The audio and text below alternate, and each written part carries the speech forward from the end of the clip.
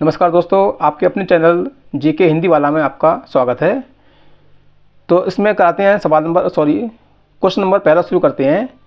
पारिवारिक जीवन बिताने का अधिकार है। तो जो मनुष्य है उसको पारिवारिक जीवन बिताने का अधिकार है, उसका नागरिक अधिकार। तो इसका विकल्प नंबर सी सही है। प्रश्न नंबर 2, भारत के राष्ट्रपति द्वारा राज्यसभा में कितने सदस्य मनोनीत किए जाते हैं? तो भारतीय संविधान के अनुच्छेद 80 में राज्यसभा की संरचना का वर्णन है और इसके अनुसार राज्यसभा के 12 सदस्यों को मनोनयन राष्ट्रपति के द्वारा किया जाता है। तो इसमें विकल्प नंबर आपका बी सही है, 12 सदस्य।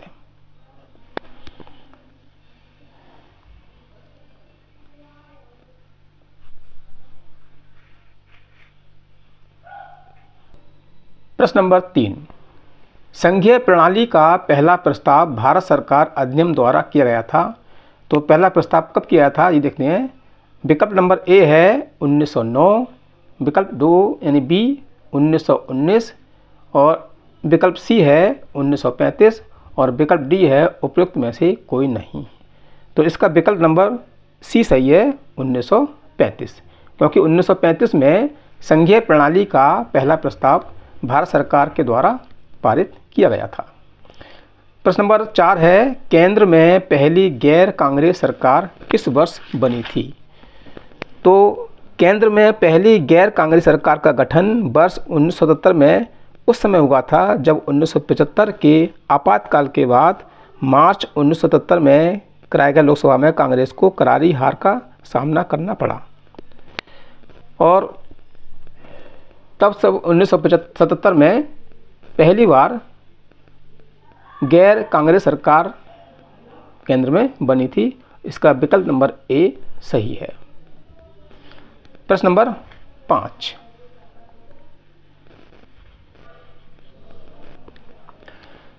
प्रश्न नंबर 5 है, नोबेल पुरस्कार जीतने वाला पहला भारतीय अर्थशास्त्री था। अब कौन सा था? नंबर ए है राज अचलय, number B Rangarajan, number C Amartya Sen और नंबर डी के.एन. राज। तो प्रसिद्ध अर्थशास्त्री प्रोफेसर अमर्त्य सेन को वर्ष 1998 में अर्थशास्त्र का नोबेल पुरस्कार प्रदान किया गया था। तो इस प्रकार से आपका विकल्प नंबर सी सही है, अमर्त्य सेन। प्रश्न नंबर 6, निम्न में से कौन सा परिवर्ती पूंजी का उदाहरण है? नंबर ए मशीनरी, नंबर 2 कच्ची सामग्री और नंबर सी भवन और नंबर डी भूमि। तो इसमें भूमि जो है परिवर्ती पूंजी का उदाहरण है।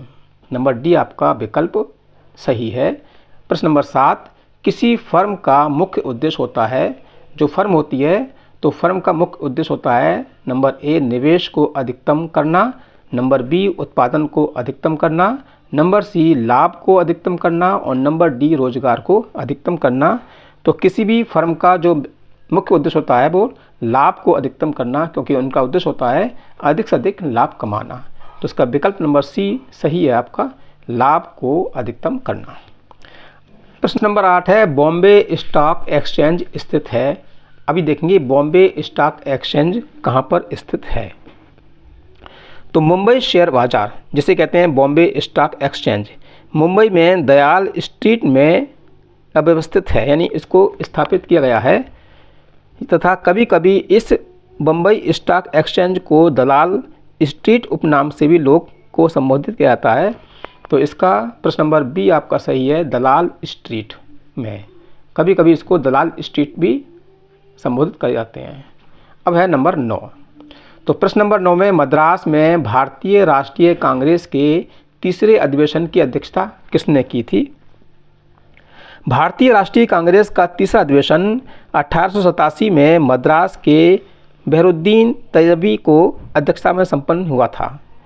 बहरुद्दीन तैयबी कांग्रेस के अधिवेशन की अध्यक्षता करने वाले पहले मुस्लिम नेता थे। तो इन चारों विकल्प में से आपका विकल्प नंबर सी सही है, बहरुद्दीन तैयबी। प्रश्न नंबर 10।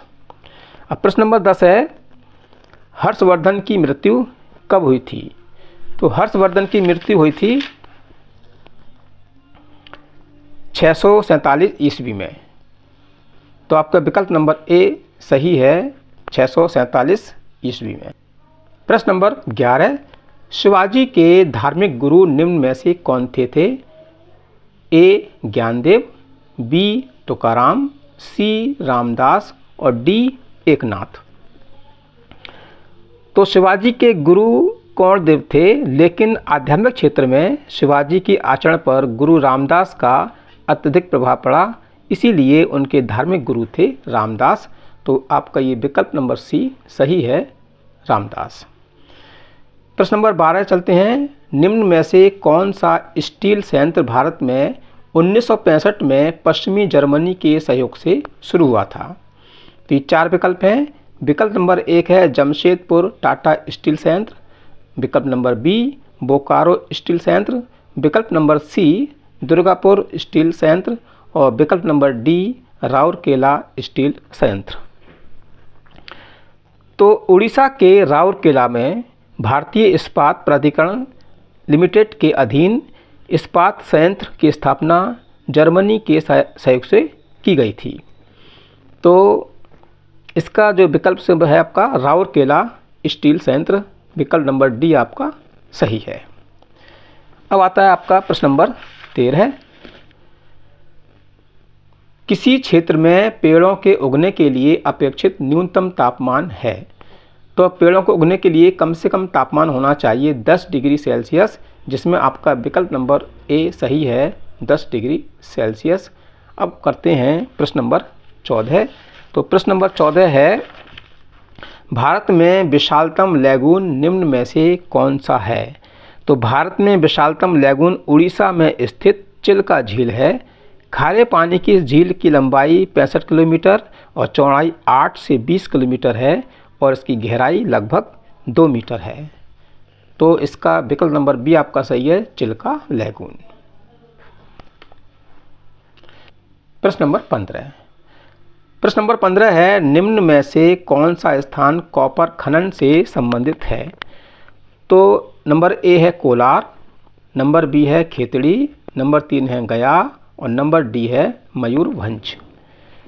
तो राजस्थान में स्थित खेतड़ी तांबे में उत्खनन के लिए प्रसिद्ध है, यानी तांबे के लिए, जो किसे कहते हैं इंग्लिश में कॉपर। तो खेतड़ी इसका विकल्प नंबर सी आपका सही है, सॉरी विकल्प नंबर बी, सी नहीं है, विकल्प नंबर बी खेतड़ी आपका आंसर सही है। इसी प्रकार के महत्वपूर्ण प्रश्नों के उत्तर को जानने के लिए आप हमारे चैनल को सब्सक्राइब कीजिएगा, वीडियो को लाइक कीजिए और शेयर कीजिए।